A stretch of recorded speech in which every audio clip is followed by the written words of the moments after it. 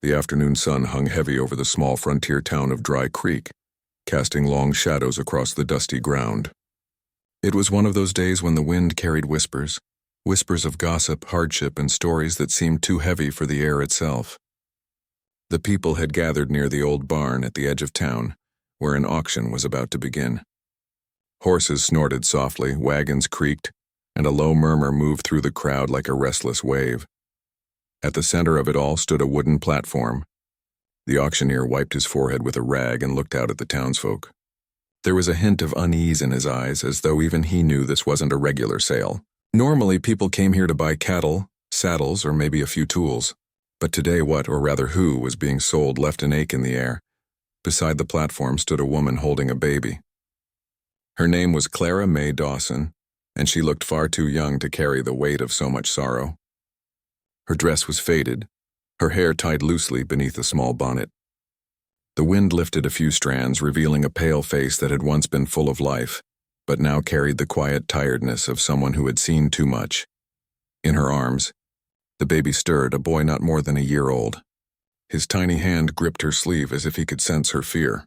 She held him closer, whispering softly to calm him, though her own voice trembled. Just a few months before, Clara had a small cabin on the edge of town with her husband, John. Life had never been easy, but they managed to survive, raising crops, tending a few animals, and sharing laughter when the nights grew long. But fate had been unkind. A fever swept through the land that winter, and John had fallen ill. Despite Clara's prayers and sleepless nights at his bedside, he never recovered. When he passed, Clara was left with nothing but debts. The small farm they owned had been mortgaged to buy medicine, and now the creditors wanted payment. The law, cold and cruel in its formality, took her home, her land, and even the few possessions she had left. But the worst part came when a local landowner claimed she still owed money and demanded her service until it was repaid. That was why she stood here today, humiliated, frightened, and without a single soul to defend her. The auctioneer cleared his throat. "Folks," he began, trying to sound cheerful, "we got ourselves a bit of a unique situation here. Miss Clara Mae Dawson owes some debts to Mr. Pritchard. By the law, she's to work it off under supervision, so we'll be setting terms today. The highest bidder takes responsibility for her upkeep and sees that her debts get paid." A few people shifted uncomfortably. Some stared at the ground. Others looked away altogether. It wasn't right, they knew. But it wasn't the first time hard times had turned people into numbers and names into debts. Clara swallowed hard, her hands tightening around the baby. Her heart thudded in her chest, and every word the auctioneer said felt like a nail sealing her fate. From the edge of the crowd, a man watched quietly. He stood taller than most, dressed in worn boots and a faded brown coat. His hat shadowed his eyes, but there was something calm and steady in the way he stood, like someone used to storms, both real and otherwise. His name was Eli Turner, a cowboy known for keeping to himself. He worked the open range, owned a small ranch a few miles west, and spoke to few people unless he had to. Most folks knew him as the man who helped others quietly, repairing fences, lending tools, or leaving food by a neighbor's door during a hard winter, but he never stayed long enough for thanks. When Eli heard what was happening, he hadn't planned to come. He hated crowds and hated seeing people's pride sold away even more. Yet something had pulled him there, a feeling he couldn't quite explain. The bidding began awkwardly. One man offered to take Clara in exchange for a year of labor. Another mumbled a smaller offer. Some only came to watch. The baby's soft cries broke the heavy silence now and then, tugging at even the hardest hearts. Clara felt her face burn with shame. Each offer made her feel smaller, like a possession being passed around. She tried not to cry, but her throat ached. Her eyes searched the crowd, looking for any sign of kindness, any hope that someone might see her not as a burden but as a human being. Then, a voice cut through the air, calm, deep, and certain. "I'll take care of what she owes." The crowd turned. Eli had stepped forward, his hand resting on the worn leather pouch at his belt. He set it down on the table with a dull thud, the sound of silver coins. The auctioneer blinked. "You saying you're paying it all, Eli?" Eli nodded. "That's right." Every cent. A murmur rippled through the crowd. "Turner's gone soft," someone whispered. "He don't even know her." Eli ignored them. His gaze rested on Clara, and though he said nothing, the kindness in his eyes spoke louder than words. It wasn't pity, it was respect, something rare and real. Clara couldn't speak. She wanted to thank him, but her voice wouldn't come. Tears welled in her eyes, and she looked down at her child, who had fallen asleep against her shoulder as if sensing safety for the first time in weeks. The auctioneer cleared his throat again, clearly uncomfortable. "Well, looks like the lady's debts are settled. I reckon that makes her free." The word free felt like a miracle. Eli turned to Clara. "You'll come with me," he said softly, "if that's all right." She hesitated, then nodded. She didn't know who he was or why he had done this, but something in his voice, steady, gentle, and without judgment, made her believe she could trust him. As they left the platform, the crowd parted, still whispering. Some watched in silence, others in disbelief. It wasn't every day a man bought freedom instead of labor. Eli helped Clara onto his wagon, careful not to startle her. The baby stirred, and she hushed him tenderly. They rode out of town in silence, the wheels crunching softly on the dirt road. The wind lifted dust behind them, carrying away the last echoes of the auction. Clara sat quietly, clutching her baby, staring at the open land ahead.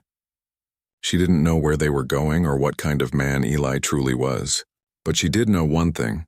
She wasn't standing on that platform anymore. She wasn't someone's burden or property. For the first time in a long while, there was space to breathe. Eli didn't ask questions. He didn't need to. He simply guided the horses with calm confidence, his eyes fixed on the distant hills. After a long while, Clara found the courage to speak. "Why did you do it?" she asked softly. Eli looked ahead, his jaw tightening slightly before he answered, "Because no one else would." There was no pride in his tone, just quiet truth. As the sun began to set, painting the sky in gold and rose, the outline of a small ranch appeared on the horizon. A simple cabin, a stable, a few fences. Nothing grand, but it looked like a place built by honest hands. "That's my place," Eli said, nodding toward it. "You and the boy can stay there till you figure things out." Clara nodded, emotion swelling in her chest.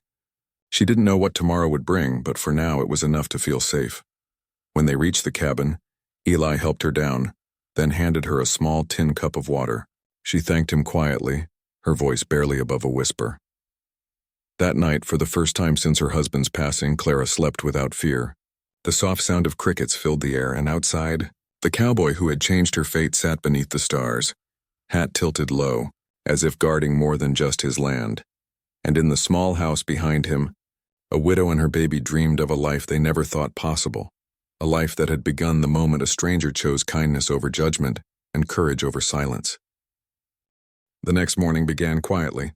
A golden light poured over the wide fields, painting everything in warm colors. Birds sang in the distance, and the sound of a soft breeze brushed through the tall grass. Clara woke to the smell of coffee and the soft neigh of horses from the barn. For a moment she forgot where she was. Then she remembered the wagon ride, the dusty road, and the stranger who had changed her life. She looked down at her baby, Samuel, sleeping soundly beside her. His tiny fingers curled around her sleeve, and she smiled faintly. For the first time in many months, there was peace in her heart. She listened for any noise and heard the quiet steps of boots on the porch. Eli Turner was already up, tending to chores like a man who had never learned to rest. Clara stood, straightened her dress, and opened the door slowly. The morning air felt fresh on her face. Eli was by the fence feeding the horses. His movements were calm, steady, almost careful, as though he respected every creature on the land. He turned when he heard her. "Morning," he said with a polite nod. "Good morning," Clara replied softly, her voice still uncertain. "There's coffee in the pot. Biscuits, too." "Help yourself," Eli said. Then he returned to his work, giving her space. She noticed that he never looked at her too long, never made her feel small or ashamed. He spoke with a kindness that didn't need big words. Inside the cabin, everything was simple but neat. A small table stood by the window, a few wooden chairs, a stove, and shelves lined with jars. It wasn't a rich man's home, but it was warm and clean, something she hadn't felt in a long time. She poured a cup of coffee, careful not to spill, and looked outside. Eli worked quietly, repairing a broken gate, his sleeves rolled up, the sun glinting off his hair. After a while, he came in and washed his hands at the basin. "You don't have to work today," he said gently. "You and the boy should rest." Clara smiled a little. "I can help. I know how to cook and I can wash or sew." Eli shook his head lightly. "You'll have plenty of time for that. Take the day to settle in." It felt strange being treated with such respect. She wasn't used to kindness without a reason behind it. She nodded, grateful but quiet. Samuel woke soon after, and his laughter filled the room like sunlight breaking through clouds. Eli looked over and smiled faintly.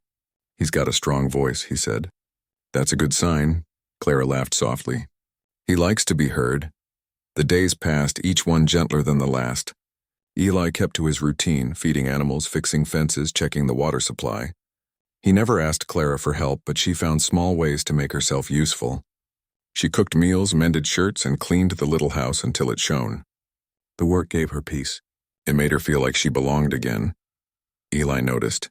He would come in from the fields and find supper ready. Warm bread, stew, or sometimes just potatoes and beans, but always made with care. He never said much, but every time he sat down at the table, he would nod and say, "Thank you, ma'am." To Clara, that simple thank you meant more than any grand speech. One evening, after a long day, they sat on the porch watching the sun sink behind the hills. The sky was painted in orange and purple, and the air smelled of wildflowers. Samuel played with a small wooden horse Eli had carved for him earlier that week. Clara looked at the toy, tracing the smooth edges. "You made this?" she asked. Eli nodded. "Used to whittle things to pass the time when the cattle were out grazing. Guess it came in handy." Clara smiled. "He loves it. It's the first toy he's ever had." Eli looked out at the horizon. "Every child should have something of their own," he said quietly. For a few moments, neither spoke. The world felt still, peaceful. Clara felt something she hadn't felt in years, safe. Not just safe from hunger or fear, but safe in her heart. Eli's silence wasn't cold. It was calm, like a river that ran deep but steady. Over the next few weeks, Clara grew stronger. The color returned to her cheeks and laughter became a familiar sound again. She planted flowers near the porch and washed Samuel's clothes by the stream. Sometimes Eli would come by and help without saying a word. He built a small fence to keep the boy from wandering too far and fixed the roof before the spring rains came. The townspeople began to talk. Some said Eli was a fool for taking in a widow with nothing to her name. Others said he was a good man with too big a heart.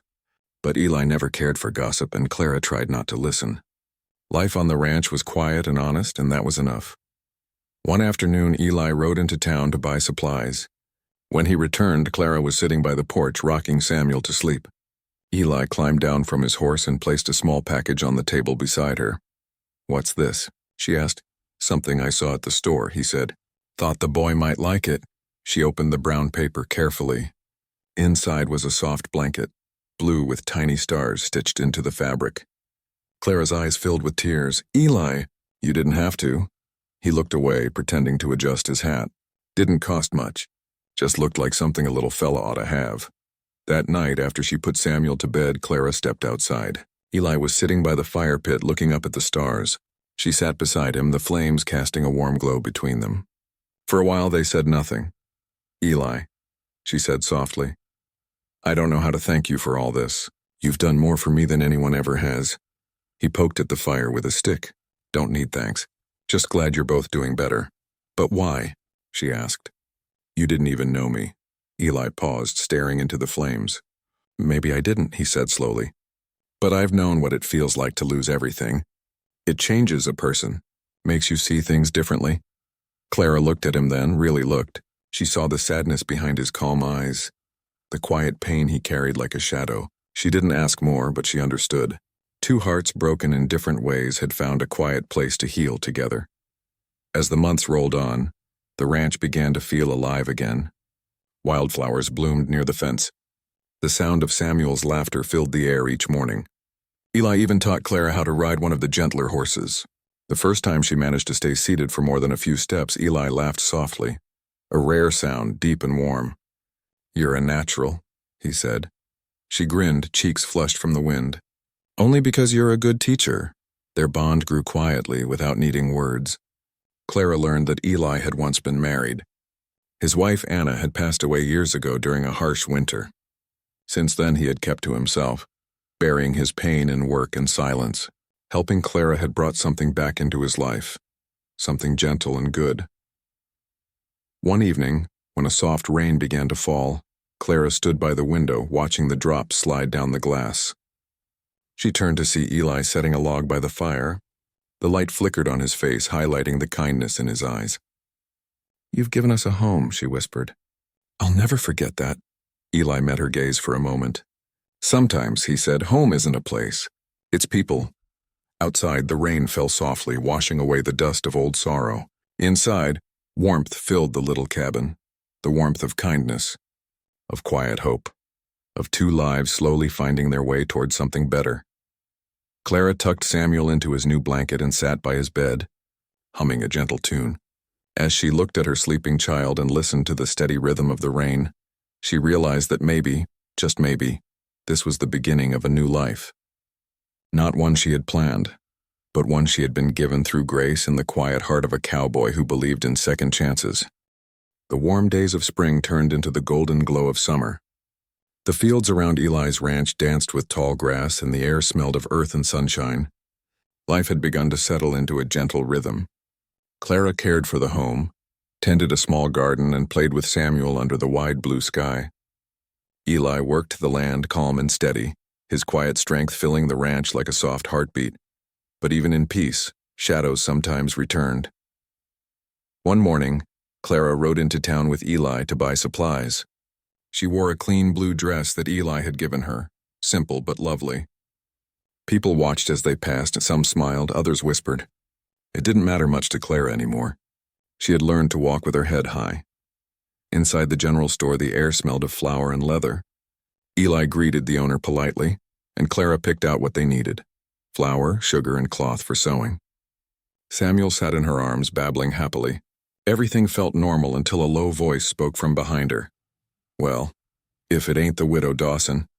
Clara froze. She turned slowly. Standing near the doorway was Tom Pritchard, the man who once claimed her debts.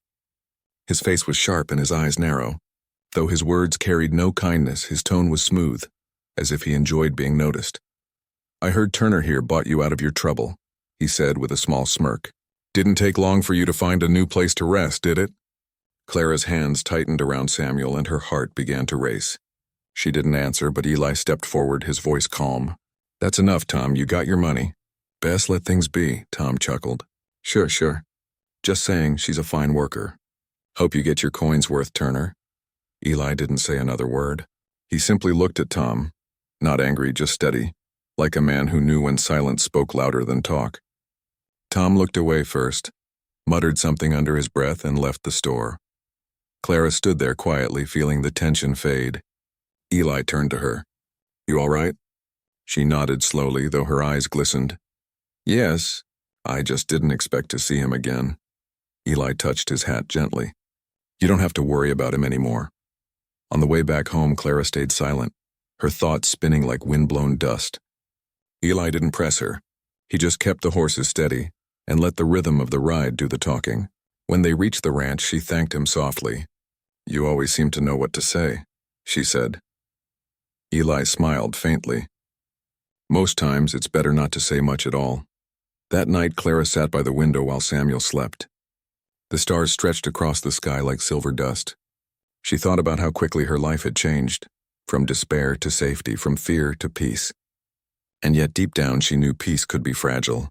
The next few days passed quietly. Clara tried to keep busy, but she noticed something in Eli, a stillness, a watchfulness.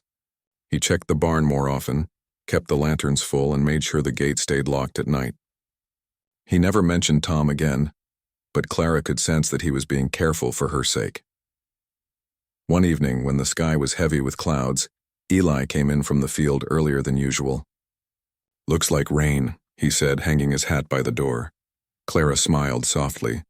"I'll make stew for supper." As they ate, the rain began to fall gently against the roof, filling the air with the soft music of drops. Samuel sat in his high chair, giggling as he tried to grab a piece of bread. Eli laughed quietly, and for a moment the whole room felt light. After supper, Clara stood to clear the table, but Eli stopped her. "You've done enough today," he said kindly. "Sit a while." She hesitated, then sat back down, folding her hands on the table. The room was warm, lit by the soft glow of the oil lamp. The silence between them was comfortable now, no longer awkward. "You ever think about leaving this place?" she asked quietly. Eli looked at her thoughtfully. "I did once," he admitted. "After my wife passed, I thought about selling everything. But then, the land kept me here. Sometimes the quiet helps heal what words can't." Clara nodded slowly. "That's how it feels for me too. This place, it makes me feel safe, like I can breathe again." Eli smiled gently. "Then I'm glad you're here." A deep stillness settled in the room.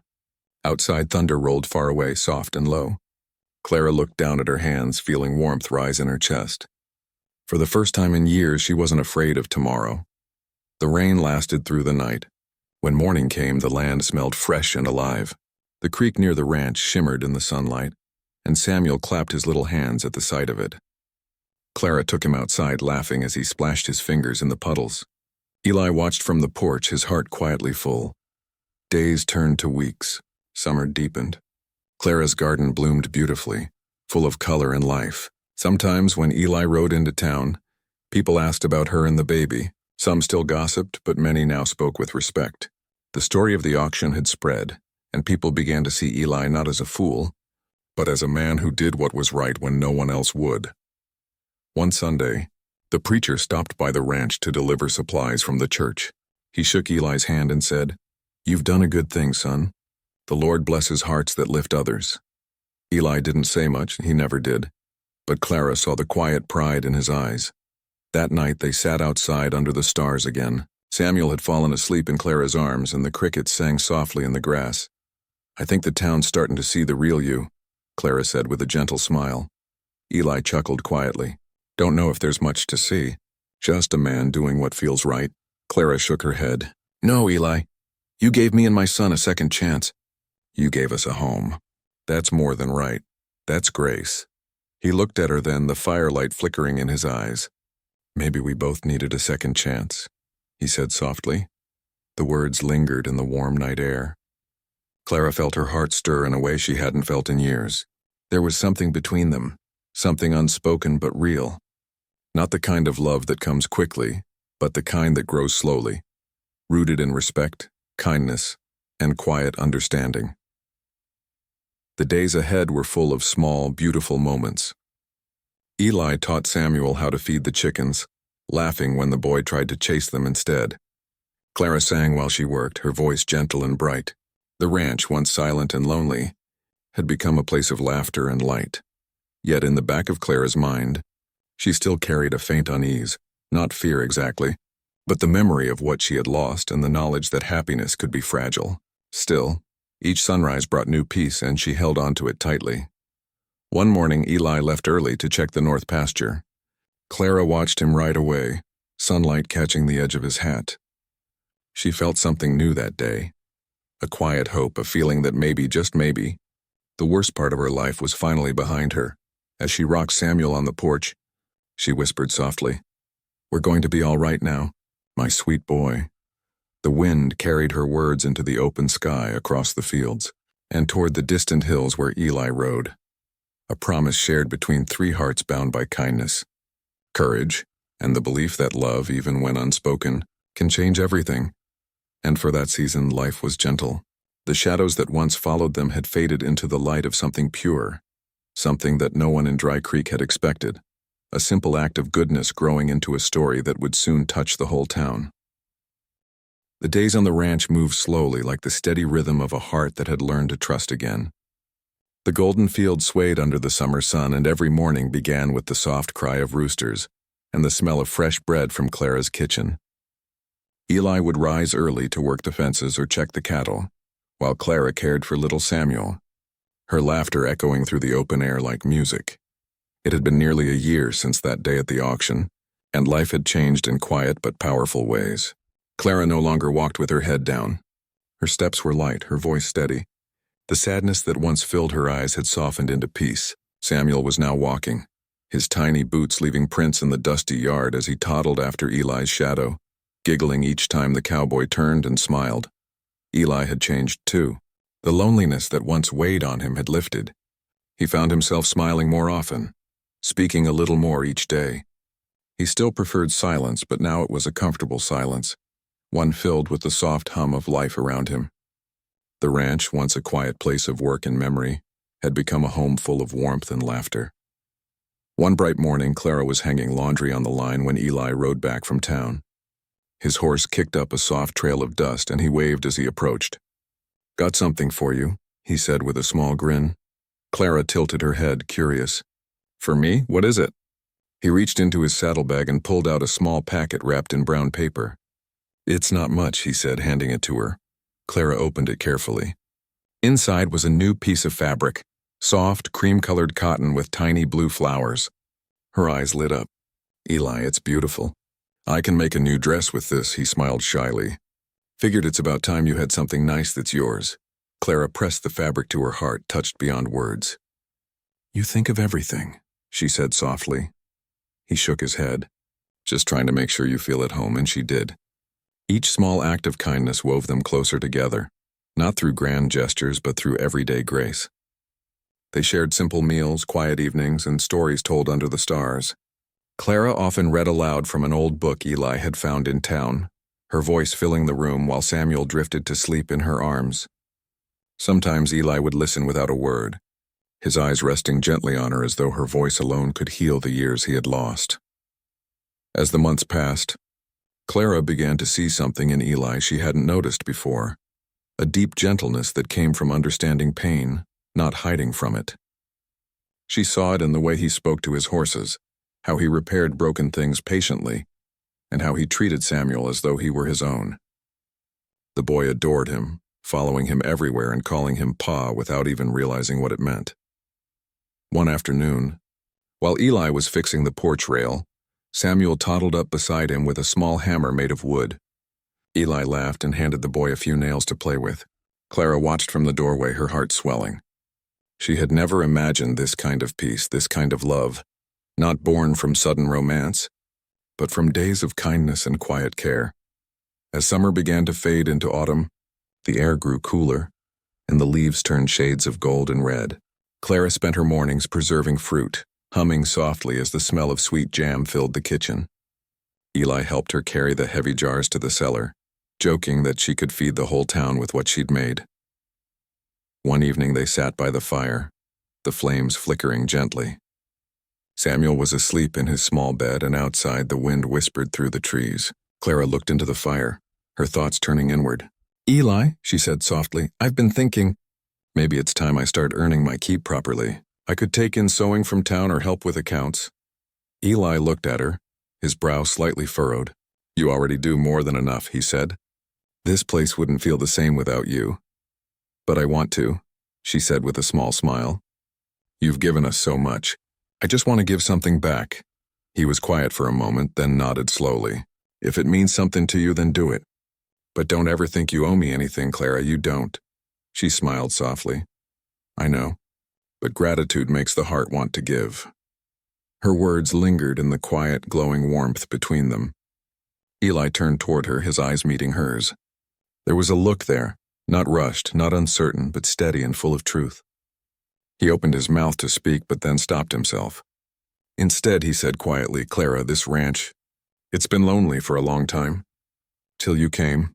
Clara felt her breath catch. "And since we came?" she asked gently. He looked into the fire. "Since you came, it feels like home again." For a long moment, neither spoke. The fire crackled softly. The wind rustled the trees outside, and something unspoken passed between them. Something that didn't need words to be real. It was in the way Eli's eyes softened, in the way Clara's hands trembled just slightly, in the deep comfort they found in each other's presence. That night, after Eli had gone to his room, Clara sat by the window. The moonlight spilled across the floor, soft and silver. She thought about all that had happened, the fear, the loss, the unexpected kindness. She whispered a quiet prayer of thanks for the man who had given her not just shelter, but the chance to believe in goodness again.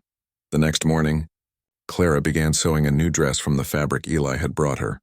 Samuel sat nearby playing with his wooden toys while Eli worked outside. The sound of life and of family filled the air. By the end of the week, the dress was finished, and when she wore it to church that Sunday, Even the townspeople couldn't help but smile. The preacher's wife whispered to her husband, "She looks like joy itself." After the service, Eli offered her his arm as they walked to the wagon. It was a simple gesture, but to Clara it meant everything. She saw pride in his eyes, not for himself, but for her. The people of Dry Creek noticed too.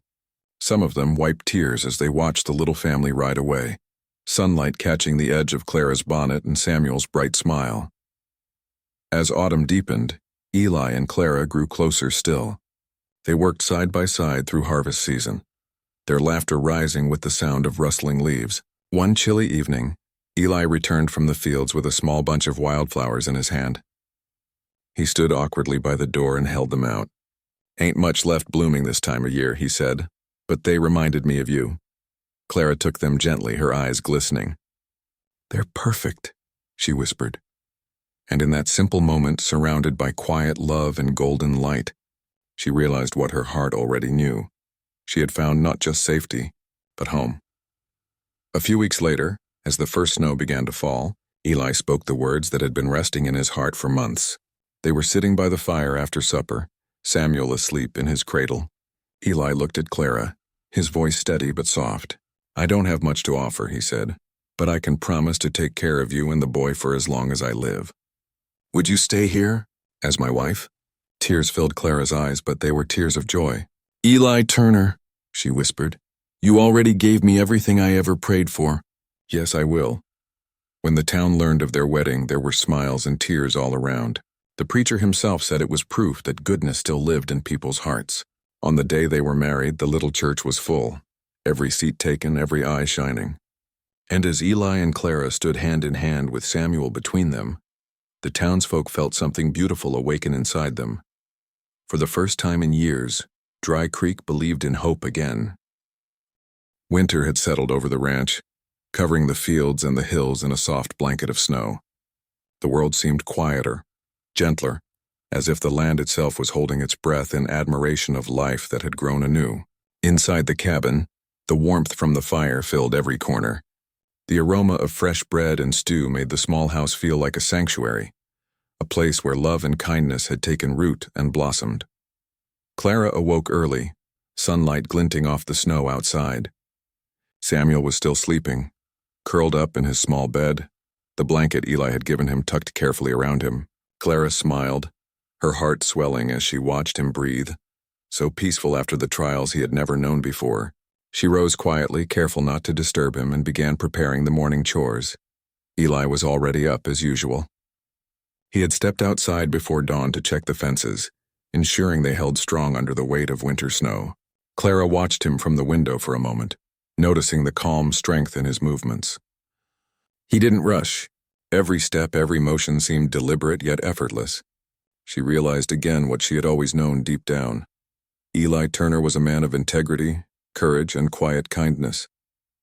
The years had softened the edges of the hardships they had once faced. The auction, the debts, and the uncertainty of life seemed like distant memories now, though Clara never forgot them. They had shaped her, molded her into someone who could see beauty even in the smallest acts of love and mercy. Eli had shaped himself too, his heart opening slowly, carefully, until it was full enough to hold both her and Samuel without hesitation. That morning, Clara prepared a small breakfast for them all. The cabin smelled of warm bread, sweet cinnamon, and fresh coffee. When Eli came in, brushing snow from his boots, he smiled at the sight of her. "Smells good," he said softly. "You're making the snow feel warmer than it is." Clara laughed lightly. "It's nothing special, just enough to keep us going." Eli shook his head. "It's more than enough. It's perfect." They ate together in a comfortable silence. Samuel babbled happily, clutching a small wooden horse he had received from Eli some months before. His laughter was bright and pure, filling the room like sunlight. Clara felt her heart lift. Life had given her a gift she hadn't dared hope for, a family bound not by blood alone, but by love, trust, and shared hardship. After breakfast, Clara bundled Samuel in warm clothes and they went outside to play in the snow. Eli followed, helping the boy build a small fort of snow and teaching him how to slide down the gentle slopes. Laughter rang through the crisp winter air, a sound so sweet it made even the cold seem soft. Clara watched them and felt a profound sense of peace. For the first time, she felt truly safe, truly loved, and truly happy. Word of Eli's kindness and the family he had created spread through the town once more. People often stopped by, bringing small gifts, food, or simply a word of admiration. Many remembered the auction, and some still whispered about the courage it took to act with compassion when no one else would. But more than anything, they remembered the happiness that now filled the Turner Ranch, and it inspired them in ways they hadn't expected. One crisp afternoon, as Clara worked on mending Samuel's little coat, Eli came in carrying a small stack of letters. He handed them to her, a faint smile playing on his lips. "Some from town," he said. "Seems folks wanted to keep in touch, hearing how you're doing." Clara opened the letters carefully. Each one was filled with kind words, blessings, and thanks. Some were from neighbors who had once doubted her, others from families who had seen her and Samuel grow under Eli's care. She felt tears prick her eyes, not from sorrow, but from the depth of human kindness. For every hardship she had faced, there had now been an equal measure of love returned. Eli sat down beside her, watching her read. He didn't speak, knowing that some moments were best shared in silence. Clara finished the last letter and looked up, her eyes meeting his. "You've given us a life we could never have imagined," she whispered. He shrugged slightly, but the warmth in his eyes betrayed his humility. "We've given it to each other," he said softly. "You and Samuel brought me back to life too." The words hung between them, simple but full of truth. Clara reached out and took his hand, holding it gently. There was no need for grand declarations, no rush to define what had grown between them. Love, she realized, was in the quiet moments, in the laughter of a child, the warmth of a hand, and the safety of a home built with care. Winter passed and spring returned with gentle rains and new blooms. The fields around the ranch became alive again, stretching green under the soft sun. Clara tended her garden with care, planting flowers and vegetables while Samuel ran through the yard, chasing butterflies and watching Eli repair fences. Life had become a rhythm of small joys, and each day brought new blessings. One evening, as the sun set in a blaze of pink and gold, the family sat on the porch. Samuel rested between them, leaning against Eli while Clara held his small hand. They watched the horizon, the sky glowing with the last light of the day. "I never imagined life could be like this," Clara said quietly. "After everything we've been through, I thought happiness was out of reach." Eli shook his head slowly. "Sometimes it comes when you least expect it," he said. "You just have to be willing to accept it." Clara smiled, leaning her head against his shoulder. "I'm willing," she whispered. That night, after Samuel had fallen asleep, Clara sat by the fire, reflecting on all that had happened. The auction, the fear, the uncertainty, all of it had led to this moment. She realized that even the darkest times could give way to light when someone had courage and compassion. Eli had shown her that, and in turn, she had learned to believe in goodness again. Years passed, and the town of Dry Creek continued to speak of Eli Turner and Clara Mae Dawson. Their story became a quiet legend, not for drama or tragedy, but for the profound simplicity of kindness and love. People remembered the day Eli bought Clara's freedom, but they spoke even more of the life he had helped her build. A life of respect, joy, and hope. Clara often thought back to that first day at the auction. She remembered the fear, the uncertainty, and the weight of despair, and she remembered Eli's quiet voice, offering a hand and a chance to start anew. That single act of courage had changed everything, proving that one person's kindness could ripple outward and transform lives. As the sun set each evening, painting the ranch in hues of orange and gold, Clara would look at Eli and Samuel and feel her heart swell. They had built more than a home. They had built a life rooted in love, safety, and quiet courage. And in that life there was space for laughter, dreams, and the small, beautiful moments that made every day worth living. When Eli grew older, the people of the town would gather to celebrate his life quietly. They remembered the man who had acted with courage and compassion, who had taken in a widow and her child, and who had transformed a simple ranch into a haven of love. And in every story told, there was a lesson that kindness, patience, and quiet courage could change the world more than force or fear ever could. Clara and Samuel continued to thrive, carrying Eli's lessons with them. The boy grew strong and kind, just like his father. Clara never forgot the day she had been given hope and freedom. And every evening, as she watched the sun sink behind the hills, she thanked the stars for the man who had believed in her when no one else did. The ranch remained a place of peace, a living testament to the power of love. And as the seasons changed, the story of a cowboy, a widow, and her baby reminded everyone who heard it that even the smallest acts of kindness could leave a legacy that would last far beyond a single lifetime. In the quiet of the prairie, where the wind whispered through the tall grass and the sun painted the sky with every shade of hope, the family thrived. They had faced hardships, uncertainty, and fear, yet they had discovered something far greater. That life, when filled with love, compassion, and courage, could be truly beautiful. And so the town of Dry Creek wept not from sorrow, but from the beauty of the story, a story of trust, of second chances, and of the quiet heroism that changed a widow's life, a baby's life, and a town forever.